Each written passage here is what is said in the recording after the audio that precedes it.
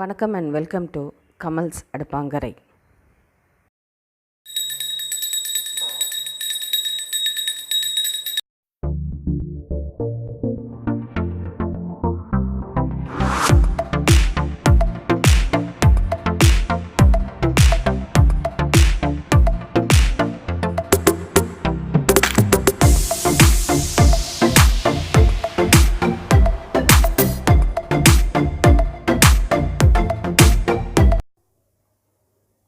Gravy பண்ணுறதுக்கு ஒரு powder ready பண்ண போகிறேன். அந்த பவுடர் என்னென்னு சொல்லிடுறேன்.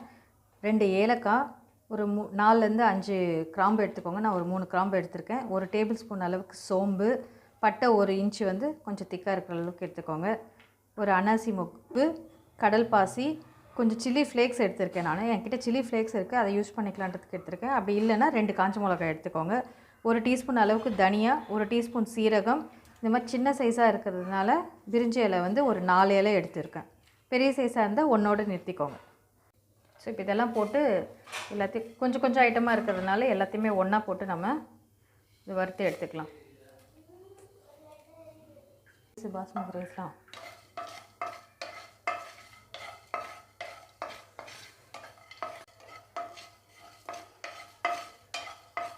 இது கொஞ்சம் நல்லா வறுத்துக்கோங்க. ஒரு 2 மினிட்ஸ் வறுத்தா போதும். இந்த சில்லி ஃப்ளேக்ஸ் மேலே போட்டு இதையே கொஞ்சம் வறுத்து எடுத்துக்கலாம். இது நல்ல வாசனை கொடுக்கும். ஃப்ரெஷ்ஷாக நம்ம அரைச்சி போடும்போது இந்த கிரேவிக்கு வந்து நல்ல டேஸ்ட்டு கொடுக்கும். ஸோ இப்போ இது நல்லா கொஞ்சம் இப்போ நம்ம போட்ட மசாலா எல்லாம் நல்லா வறுத்தாச்சு. இதை உடனே எடுத்து ஒரு தட்டில் வச்சு ட்ரான்ஸ்ஃபர் பண்ணிவிட்டுங்க. அந்த ஹீட் இதிலே இருக்கிறதுனால அதிலே வச்சிங்கன்னா இன்னும் கொஞ்சம் தீயிற மாதிரி ஆகிடும். ஸோ அதனால் உடனே ஒரு தட்டில் எடுத்து ட்ரான்ஸ்ஃபர் பண்ணிவிட்டு அடுத்து என்ன பண்ணலான்றதை பார்க்கலாம். ஒரு பேன் எடுத்து ஹீட் பண்ணிவிட்டு ஒரு 2 டேபிள் ஸ்பூன் அளவுக்கு நம்ம எண்ணெய் விட்டுக்கலாம். இதில்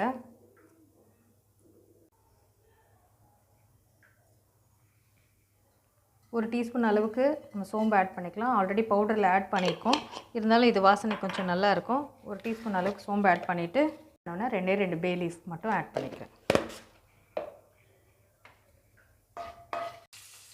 2 ஸ்ப்ரெட் பண்ணி வச்சுருக்க பச்சை மிளகாய் ஆட் பண்ணிக்கோங்க. கூடவே வெங்காயம் நல்லா பொடிசாக நீட்டாக அரைஞ்ச வெங்காயம், ஒரு டேபிள் ஸ்பூன் அளவுக்கு இஞ்சி பூண்டு பேஸ்ட்டு. இதை ஃபஸ்ட்டு நல்லா வதக்கிக்கலாம்.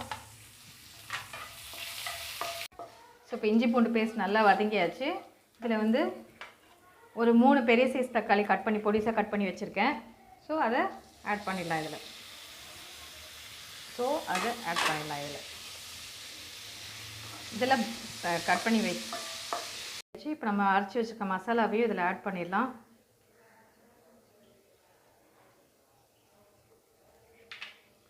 இது கூட வந்து கொஞ்சம் மஞ்சத்தூள், கொஞ்சம் உப்பு ஆட் பண்ணிக்கலாம்.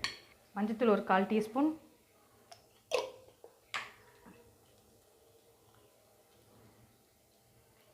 உப்பு 1 டீஸ்பூன் அளவுக்கு ஆட் பண்ணிக்கோங்க. தேவையான அளவுக்கு பார்த்துட்டு ஆட் பண்ணிக்கலாம்.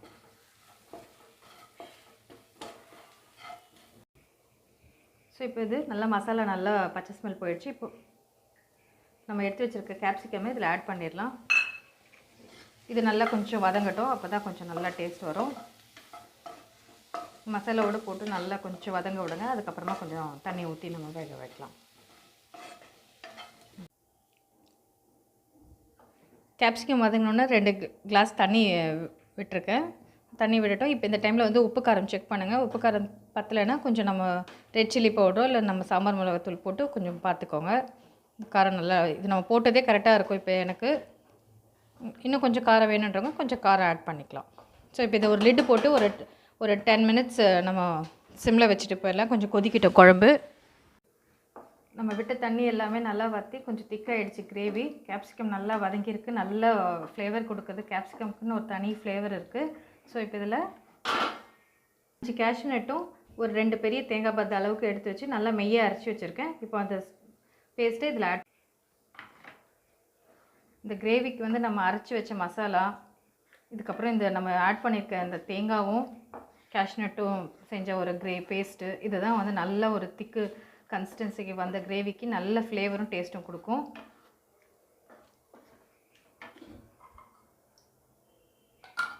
ஸோ மிக்சியில் இருக்கிறதே கொஞ்சம் நான் அலசி அந்த தண்ணியை விட்டுக்கிறேன்.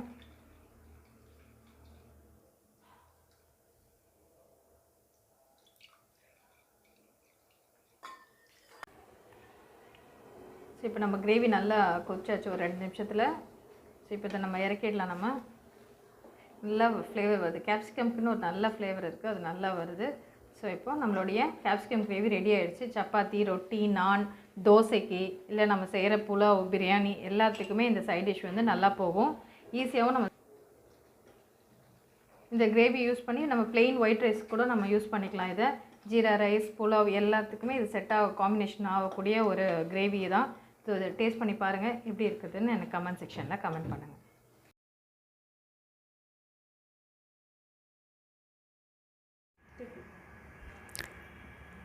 இந்த வீடியோ உங்களுக்கு பிடிச்சிருந்தா சப்ஸ்கிரைப் பண்ணுங்கள், கூடவே இருக்கிற பெல் ஐக்கான் பட்டனை கிளிக் பண்ணுங்கள். ஃபர்தர் நோட்டிஃபிகேஷன்ஸு உங்களுக்கு கண்டினியூ ஆகிறதுக்கு அது ஹெல்ப் ஆகும். உங்களுக்கு இந்த வீடியோ பிடிச்சிருந்தா லைக் பண்ணுங்கள். ஏதாவது கமெண்ட் பண்ணணுன்னு இருந்தால் கமெண்ட் செக்ஷனில் கமெண்ட் பண்ணுங்கள். இது யூஸ்ஃபுல்லான வீடியோவாக இருந்தால் உங்கள் ஃப்ரெண்ட்ஸ், ரிலேட்டிவ்ஸ்க்கு ஷேர் பண்ணுங்கள். மறக்காமல் சப்ஸ்கிரைப் பண்ணிவிடுங்க.